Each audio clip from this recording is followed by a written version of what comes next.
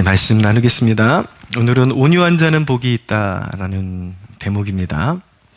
온유함이라는 것, 그 사전적인 정의로는 온화한 태도라고 그렇게 정의가 되어 있습니다. 그러니까 많은 사람들이 온유한 자에 대한 오해가 참 많습니다. 그러니까 인간의 기질적인 그냥 부드러움과 성경이 말씀하는 그 온유를 이렇게 착각하시는 경우들이 많아요. 근데 인간의 자연적인 인간은 온유할 수 없습니다. 그냥 거듭나지 않은 인간은 그가 아무리 외향적으로 부드러운 말투 그리고 상냥한 그런 성품을 가지고 있어도 그거는 그냥 자연적인 하나님께서 주신 성품이지 성경이 말씀하는 온유함은 아닙니다. 온유함은 하나님의 자녀들의 전유물이에요. 하나님의 자녀들밖에는 소유할 수 없는. 그러니까 여러분들이 저 사람은 되게 다혈질적인데 이렇게 보여도 그 사람 마음에 그가 하나님의 자녀라면 그 마음에 온유함이 있는 것입니다. 그러니까 성경에 아합이라는 왕이 있는데 그 아람의 백성들이 그 이방 백성들이 이스라엘의 왕들을 평가할 때 뭐라고 평가하냐면 그들은 인자한 왕들이다 그렇게 평가를 합니다.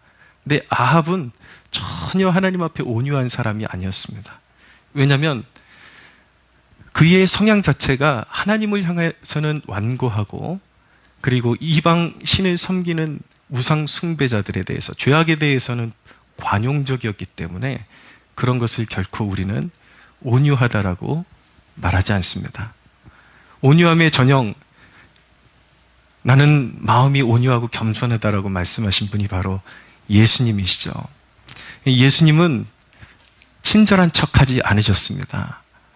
바리새인들을 향해서 탐욕과 그리고 그 외식하는 자들, 가식적인 자들을 향해서는 엄청나게 질타하시고 또 때로는 성전을 막 갈아엎으시고 기도하는 성전이 영적인 의미가 퇴색되고 부패했을 때 갈아엎으시고 그렇지만 그분이 왜 마음이 온유하고 겸손한 분인가? 그분의 인생의 방향이 철저하게 하나님 아버지께로 향하고 있었기 때문이고 그분이 그렇게 분노하시는 것은 자기 혈기로 분노하신 것이 아니라 철저하게 아버지의 뜻을 받들다 보니까 그런 것이고 아버지의 뜻을 받들면서 받는 모함과 수욕, 침뱉음 이런 것들에 대해서는 주님은 맞대어 욕하지 아니하시고 끝까지 참으시고 십자가를 오르시고 피 흘려 죽으시기까지 아버지 앞에서 자신을 낮추시고 복종하셨기 때문에 그분이야말로 예수 그리스도야말로 온유함의 표상이 되는 것입니다. 온유는 그럼 무엇인가? 첫째는 온유는 인위적인 것도 아니고 사람이 타고난 것도 아니에요. 그것은 성령에 의해서 생겨나는 영적인 성품인 것입니다. 온유는 그렇기 때문에 회개하지 않은 자연인, 그냥 예수 안 믿는 사람에게 있는 것이 아니라 그들은 온유함을 가질 수 없습니다. 그들은 하나님을 향해서 완고하기 때문이에요. 여러분, 그가 어떤 누군가인데 그 사람이 성품을 떠나서 하나님의 사람인지 아닌지 테스트해 볼 수 있는 방법은 하나님이 기뻐하시는 것들을 한번 제안해 보는 것입니다. 당신의 가장 소중히 여기는 시간, 물질, 그리고 가족 간에 지금 누려야 되는데 그것을 하나님을 위해서 기꺼이 드릴 수 있는가? 여러분, 그가 성격이 어떠하든지 온유하지 못한 사람, 그 마음의 방향성이 하나님께로 향하지 못하는 사람들은 그러한 제안들을 결코 납득할 수가 없고 굉장히 그런 것에 대해서 민감하게 반응할 수밖에 없는 것입니다. 가라지들은 교회에서 꽤 열심도 있는 것 같지만 그 자기가 헌신했던 거 하나하나를 주님을 위해서 기꺼이 드리는 것이 아니라 다 카운트하고 있어요. 그럼 나중에 언젠가 이제 쏟아낼 일이 있으면 그걸 다 쏟아냅니다. 내가 얼만큼 했는데 이런 것들을 다 쏟아냅니다. 그러나 하나님의 사람 그리고 마음이 온유한 사람은 무엇을 하나님께 드려도 인간을 향한 헛된 자랑은 하지 않습니다. 그저 하나님께 감사하고 그렇게 섬길 수 있는 기회를 주신 하나님께 영광을 올려드릴 뿐인 것이죠. 온유라는 것은 옛사람의 죽어짐을 통해서 예수님을 우리 마음에 모실 때에 인간의 영혼이 새롭게 태어나서 성령이 내주하시는 사람들에게 생겨나는 영적인 성품인 것입니다. 그래서 온유는 가장 먼저 하나님 앞에서 자신의 무가치함을 바라보게 되는 것이고 발견하게 되는 것이고 또 하나님 앞에 자기를 내세우지 않는 태도를 갖게 되는 것입니다. 그것은 우리가 먼저 나눈 목차대로 가난한 심령 그리고 애통하는 마음에 자리 잡는 하나님의 백성들의 내적인 성품인 것입니다. 그래서 여러분 그냥 사람의 성격을 보면서 저 사람 온유해, 그건 잘못된 표현입니다. 사실은 진정한 그리스도인 모두가 온유한 사람이고 온유한 사람으로 부름받은 사람인 것입니다. 할렐루야. 그렇지만 이제 좀 깨달아가는 그 진도의 차이는 있죠. 그렇지만 모든 그리스도인은 온유한 사람인 것입니다. 성령님은 온유를 생겨나게도 하시고 또 성령께서 더 온유한 사람으로 빚어가십니다. 온유함을 발생시키시는 분, 온유함을 만들어내시는 분은 바로 성령님이세요. 그래서 우리가 타고난 기질은 굉장히 완고할 수 있고 강할 수 있고 그렇지만 성령께서 만지시는 영혼은 처음에는 모든 사람이 그냥 다 일관되게 하나님 앞에 그냥 마냥 부드러운 것은 아니에요. 자기 고집도 있고 그런데 이 성령의 사람, 하나님의 사람은 조금 고민해보고 성령께서 마음을 만져주시면 그 굳었던 마음이 누그러지면서 복종하는 태도를 갖게 되는 것입니다. 그러한 기사가 바로 마태복음 21장에 나타나고 있는데 거기에 보면 예수님의 비유 중에 이제 첫째 아들에게 아버지가 포도원에 가서 일하라 그랬더니 첫째 아들이 대답은 네 그랬어요. 그렇지만 그는 아버지의 말씀을 그냥 귓등으로 듣고 가지 않았습니다. 둘째 아들은 포도원에 가서 일해라 그랬더니 싫습니다. 짜증내고 싫어하는 거예요. 그런데 조금 있다 마음을 뉘우치고 포도원에 들어가서 일을 했다는 것입니다. 예수님께서 이 비유를 말씀하신 이유가 누가 하나님의 자녀냐라는 거예요. 누가 온유한 자냐, 누가 하나님의 자녀냐, 대답만 해놓고 들어가지 않는 자가 자녀가 아니라 그가 이전에 강도였고 창녀였고 세상에서 다 인생 망친 영혼이었고 그랬을지 모르겠지만 하나님의 말씀에 순종하여 마침내 뉘우치는 마음을 가지고 녹아진 마음을 가지고 말씀에 순종하는 자가 바로 하나님의 자녀다, 백성이다, 그렇게 말씀하신 것입니다. 그래서 성령님은 우리 안에서 역사하시면서 우리를 뉘우쳐 주시고 우리의 삶의 성향과 가치와 방향이 하나님께로 향하게 만들어 가시는 분이십니다. 어떤 의미에서 믿는 자는 온유한 자이면서 동시에 온유해져 가는 자인 것입니다. 온유해져야 하는 자인 것입니다. 왜 온유해져야 하는가?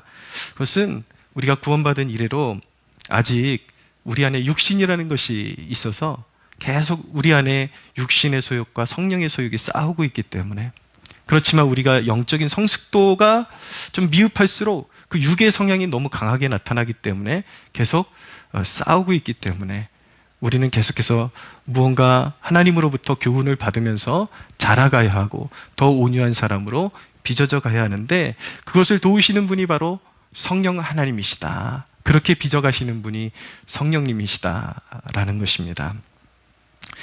여러분, 하나님은 우리를 온유하게 만드실 때에 처음에는 어떤 경고를 주십니다. 그렇게 하면 안 된다. 그리고 이거 반드시 해야 된다. 그렇게 경고를 주세요. 그런데 완고한 인간이 자기 육신을 내세우다 보니까 그것에 순종하지 못할 때가 있어요. 그러면 하나님은 자비롭게 그 삶에 개입하셔서 징계를 내리십니다.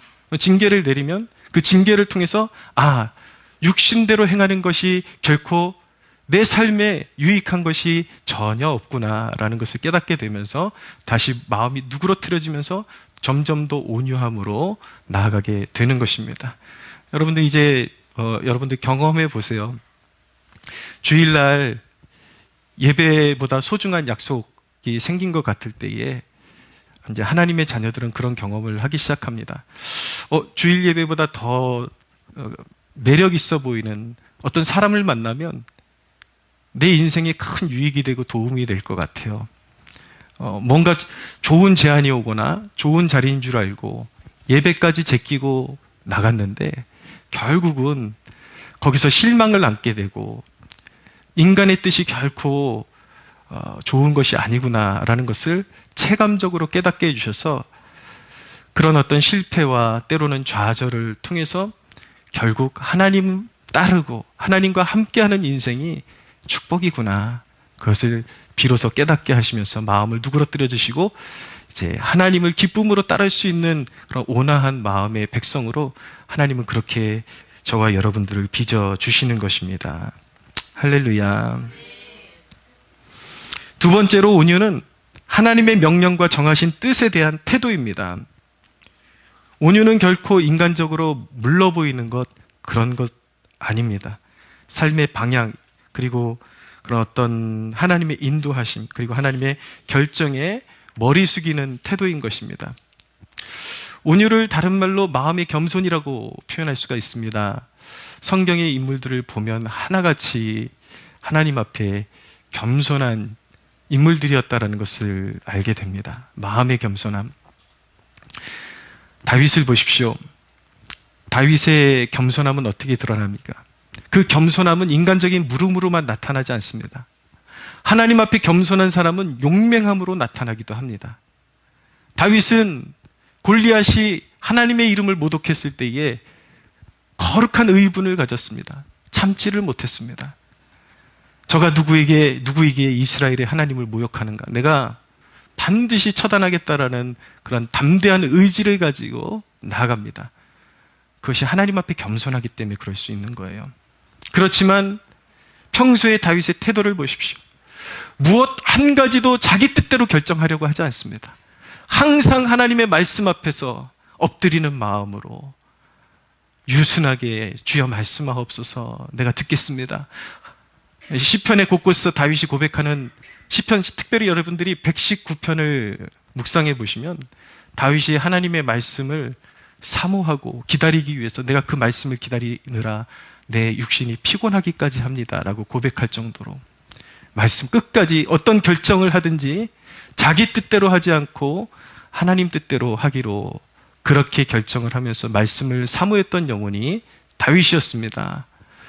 다윗은 심지어는 징계받는 그 순간조차도 마치 어떻게 생각하면 하나님 앞에 질책받고 하나님 앞에 심히 경지를 받고 매질을 당하는 것 같은 그런 상황 속에서도 마음을 높이지를 않습니다.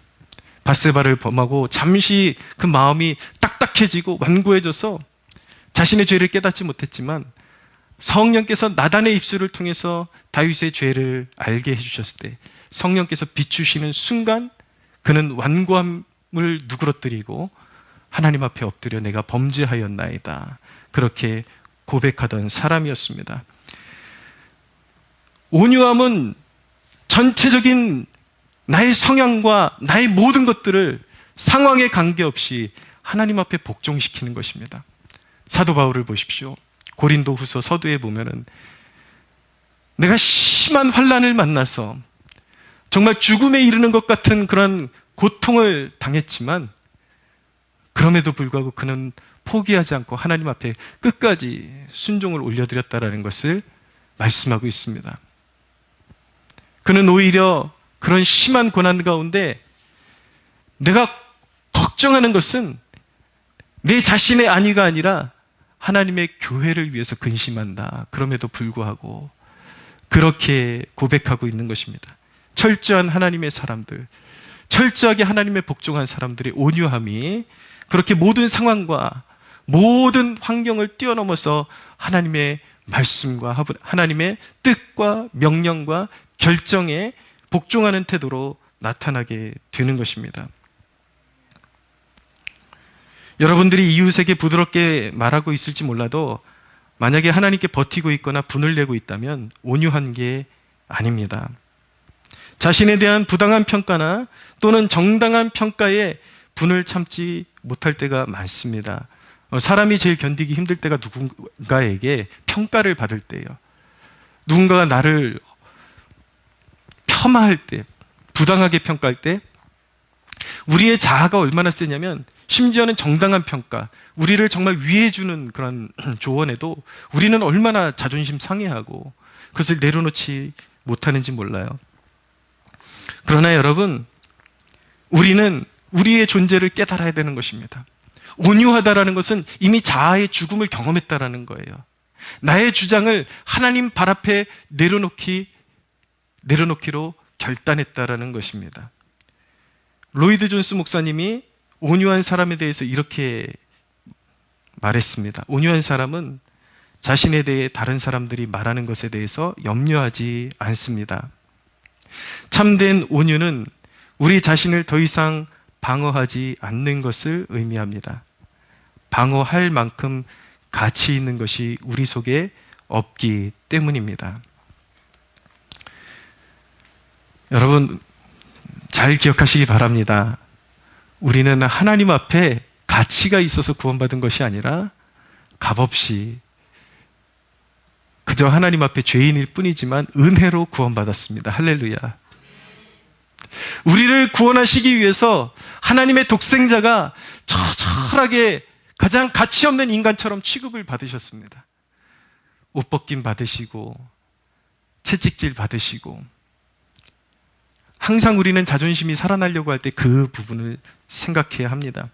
여러분, 사회생활하면서 어떤 면에서는 제일 어리석은 말이 뭐냐면, 내가 이런 말 들어가면서 이 일을 해야 되나? 이런 표현 우리 자주 하거든요. 굉장히 이게 영적으로 보면 어리석은 말입니다.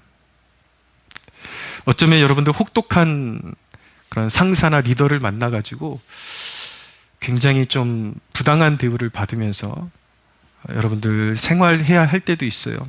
제가 얘기하는 것은 거의 학대 수준의 그런 모욕을 참으라는 게 아니에요. 그것이 아니라 우리가 사회생활 하다 보면은 자연스럽게 그런 사람들 만나거든요.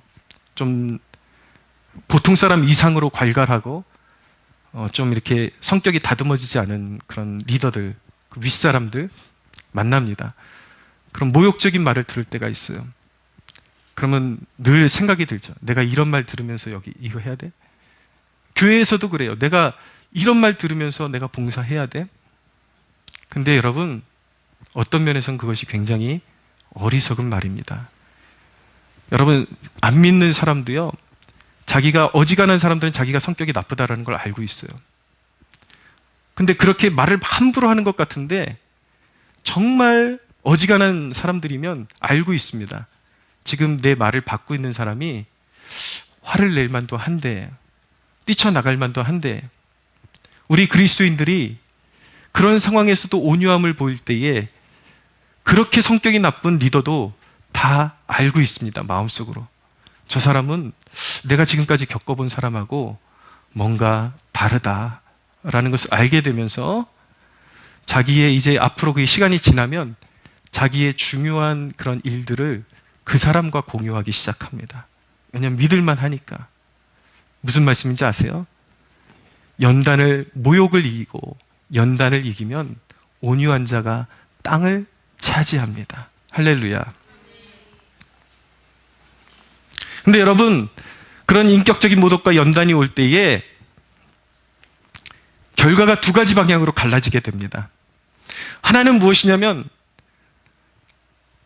나의 자아를 계속 내세우면서 상처를 계속 받고 사람에 대한 증오를 쌓아가는 거예요. 그러면 나중에 결말이 어떻게 되냐면 상처 입은 괴물이 됩니다. 사회를 향한 증오를 갖게 되고, 어딜 가든지 사람들에게 대한 불만을 갖게 되고 적응을 하지 못하게 됩니다. 근데 또 한 부류의 사람은, 마음이 온유한 사람은 그 연단을 뛰어넘습니다. 그리고 성장합니다. 그의 지경이 넓어집니다. 그런데 여러분, 그것을 이기지 못하고 상처 입은 괴물이 되면은 내가 왜 이런 대우를 받아야 돼? 내가 왜 저런 말 들으면서 여기에 있어야 돼? 계속 이런 식으로 하게 되면, 여러분 제 말 잘 들으십시오. 그 서클이 돌고 돕니다. 계속. 어디 가면 날 잘 대해줄 줄 알았는데 비슷한 사람들이 계속 나타나요. 또 끌어안게 되고 또 끌어안게 되고 거의 저주와 같이 됩니다. 근데 여러분, 그렇게 실족하게 되면은 누가 제일 기뻐하는 줄 아십니까?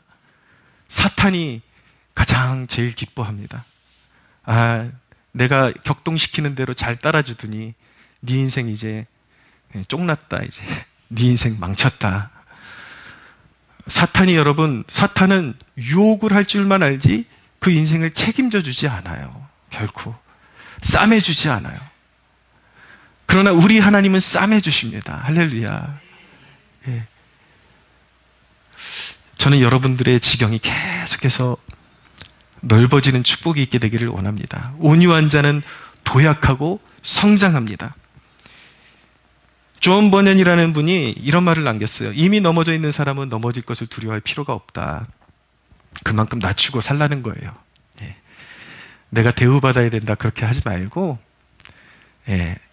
이미 내가 하나님 앞에서 가치 없는데 사랑받은 존재라는 것, 그거 기억하고 살라는 것입니다. 엎드려 있으면 쓰러지지 않아요. 억울함의 영, 분노의 영이 여러분들의 마음 가운데 사라지기를 축복합니다. 어떤 면에서 자기를 부인하는 것은 자기 증오가 아니에요. 자기를 학대하라는 것이 아닙니다. 자기를 철저히 부인하는 것은 최고의 자기 사랑입니다. 왜냐하면 최고의 존엄자가 이미 나를 사랑하시기 때문에 다른 것에 목말라 하지 않는 것입니다. 예.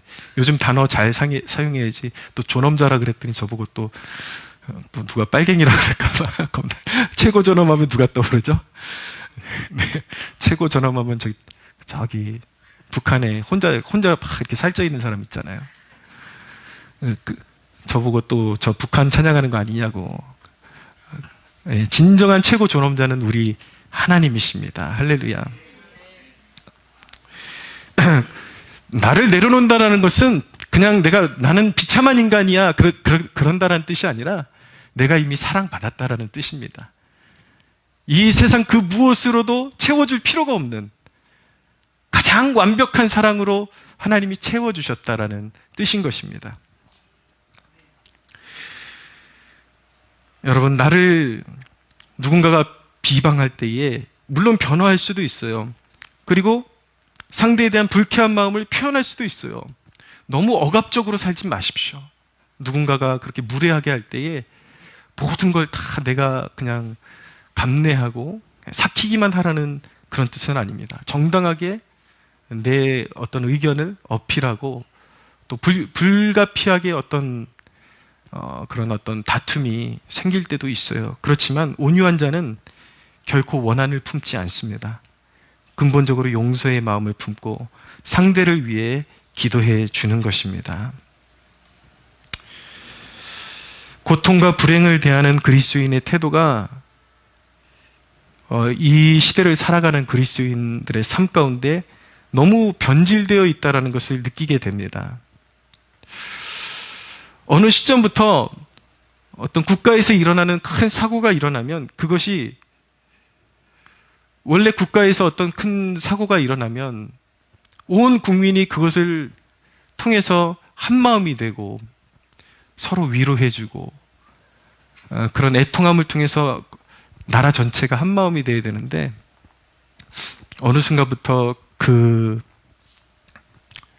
국가적인 불행이 정치적인 그런 도구가 되어서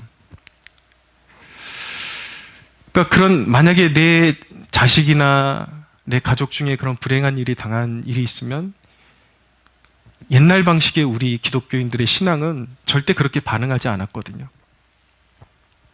근데 어느 순간부터 보니까 우리 그리스도인들이 교인이라고 하는 사람들이 사회를 향해서 극도의 분노를 표출하기 시작했어요. 그런데 그렇게 되는 그 중심에 이 시대의 사고방식이 예전의 목사님들과 너무나도 많이 바뀐 목회자들이 그렇게 격동질한다라는 것을 보게 됩니다. 국가적인 그런 불행이 있을 때 수많은 목회자들이 그런 유가족들을 향해서, 그리고 사회의 구성원들을 향해서 뭐라고 외치기 시작했냐면 분노하라, 분노하라 라고 외치기 시작했어요. 근데 분노도 방향성이 올바라야 되는데 그들이 분노하라는 방향성이 같은 우리 민족의 아픔을 가지고, 우리 이웃의 아픔을 가지고 권력을, 정권을 찬탈하기 위한 그런 분노의 표출로 사용하기 시작한 것입니다.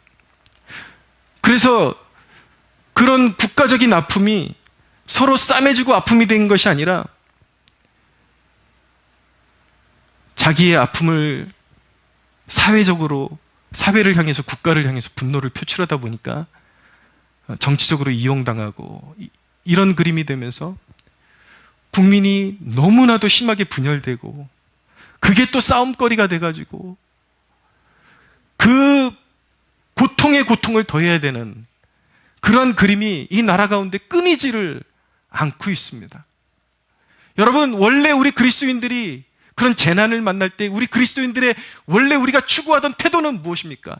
하나님의 자녀들의 태도는 무엇이어야만 하는 것입니까? 비록 고통스럽지만 하나님의 뜻을 생각하면서 우리에게 이 고통을 허락하신 하나님이 허락하신 뜻은 무엇일까? 이것을 통해서 우리가 받들어야 될 사명은 무엇일까를 생각해야 되는 것이죠. 근데 어느 순간 그냥 방향도 없이, 그냥 어떤 마음의 그런 어떤 하나님의 뜻을 생각하는 마음도 없이 세상을 향해서 분노를 쏟아놓기 시작했습니다. 국가적으로 피곤함이 너무 쌓여요. 여러분, 근데 생각해 보십시오. 가만히 생각해 보면 누가 대통령이 됐든지 어떤 정권이 있었든지 사고는 반드시 일어납니다. 그럴 때마다 대통령 끄집어 내리고, 그럴 때마다 머리 맞대고 그렇게 지지고 볶고 싸우고, 언제까지 이렇게 돼야 되나요? 여러분, 세상에 대한 치유를 줄 수 있는 그 모습은 온유함을 가진 우리 그리스도인들 안에 있음을 믿으시기를 바랍니다. 한경직 목사님께서 이런 고통을 대하는 그리스도인의 태도가 무엇인지에 대해서 이렇게 말씀하셨습니다. 슬픔을 통해서 우리 마음이 너그러워지고 유화해지고 온유해지고 다른 사람의 사정을 알게 됩니다. 슬픔을 통해서 우리의 심령이 완숙해지고 인격이 자라납니다. 어떤 때 슬픔을 통해서 하나님을 찾는 사람도 많이 있습니다. 슬픔을 통해서 자신을 통하여 하나님께서 하시는 일이 많이 있습니다. 슬픔을 통해서 남을 위하여 사명을 주시는 적이 많이 있습니다. 그렇죠. 우리는 고통 속에서 우리에게 주시는 하나님의 위로를 발견하고 오히려 그 상처를 통해서 그 분노를 사회에 쏟아내는 존재가 아니라 세상을 치유하는 존재로 쓰임받기를 하나님께서는 원하시는 것입니다. 할렐루야. 물론 사회적인 구조에 부조리가 있다면 목소리는 내야죠. 그러나 하나님 자녀답게 신실하게 잘 처리하면서, 그리고 그 사고의 방향성과 원인을 잘 파악해가면서 다시는 그런 일이 재발되지 않도록 또 배후에서 이렇게 어떤 조치를 취하는 것과 까닭 없이 그냥 무조건 정권 바꿔라, 무조건 대통령 바꿔라, 이건 너무 엄한 제스처라는 것을 우리 그리스도인들이 알아야 되겠죠. 우리 그리스도인들, 이 시대를 살아가는 그리스도인들이 제일 먼저 회복해야 되는 것이 성령의 감화와 온유한 심령인 줄로 믿습니다. 세 번째로, 온유는 마침내 땅을 차지하게 합니다. 실로 온유한 자는 모든 것을 가진 자입니다. 여러분, 그리스도 예수의 사람들은 천국을 이미 소유한 사람입니다. 땅을 소유한 사람입니다. 할렐루야. 성경을 보십시오. 하나님을 붙잡고 인내한 사람들은 땅을 차지했습니다. 아브라함은 자신의 조카 롯이 부당하게 먼저 자기가 땅을 차지하겠다고 권리를 주장했을 때에 분내하지 않았습니다. 양보했습니다. 그런데 거기서 손해를 본 것이 아니라 그 이후에 하나님께서 아브라함에게 나타나셔서 아브라함아, 동서남북을 바라봐라. 내가 이 땅을 너에게 줄 것이다. 네 자손에게 줄 것이다. 하나님이 주시는 더 원대한 땅을 약속으로 받았습니다. 시편 37편 8절에서 11절은 이렇게 말씀합니다. 여호와 앞에 잠잠하고 참고 기다리라. 자기의 길이 형통하며 악한 꾀를 이루는 자 때문에 불평하지 말지어다. 분을 그치고 노를 버리며 불평하지 말라. 오히려 악을 만들 뿐이라. 진실로 악을 행하는 자들은 끊어질 것이다. 여호와를 소망하는 자들은 땅을 차지하리로다. 잠시 후에는 악인이 없어지리니 내가 그곳을 자세히 살필지라도 없으리로다. 그러나 온유한 자는 땅을 차지하며 풍성한 화평으로 즐거워하리로다. 믿으십니까?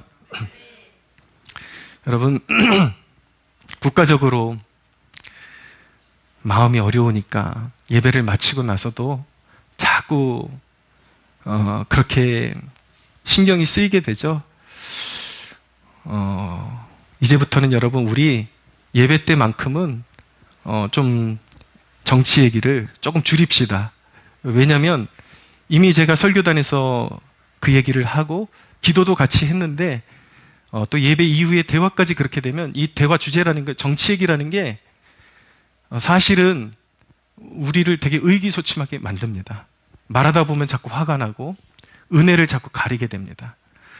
여기 와서 다스리시는 하나님의 영광을, 그리고 우리에게 약속하시는 땅을 차지하리라는 약속하시는 이 하나님의 약속을 받고 또 거기에 몰입되게 되면은 자꾸 마음이 어두워지게 됩니다. 그래서 우리가 굳이 정치 얘기할 때는 우리끼리 하면서 분통을 터뜨리는 데 사용하지 말고 개인적으로 잘 모르는 사람들 전도하듯이 그렇게 이 나라의 상황 알려주고 잘못 알고 있는 것 설득해주고 그렇게 하고, 주일날은 온전히 하나님만이 영광 받으시도록 그렇게 우리 함께 애쓰기를 소원합니다. 결정적으로 온유라는 것은 종말에 있을 하나님의 비전을 바라보는 안목에 임하는 것입니다. 여러분, 그 비전이 있으십니까? 여러분, 그리스도인은 누구입니까? 왜 지금 세상이 악한 자들이 날뛰고 있는데도 우리는 평안을 유지할 수 있는 것입니까? 왜냐하면 그리스도인은 종말에 있을 하나님의 비전을 소유하고 있기 때문인 것입니다. 성경에 보면, 요한복음에 보면 예수님을 십자가에 못 박기 전에 빌라도가 재판석에 앉았다라는 말씀이 있습니다. 근데 여러분, 종말에 그 재판석이 바뀌는 날이 옵니다. 예수 그리스도 앞에 만민이 두려워 떠는 날이 옵니다. 이 나라의 재판관들이 썩었다고 분노해야죠. 그러나 그 분노가 나를 삼킬 정도로 분노하지는 마십시오. 바로 잡히는 날이 옵니다.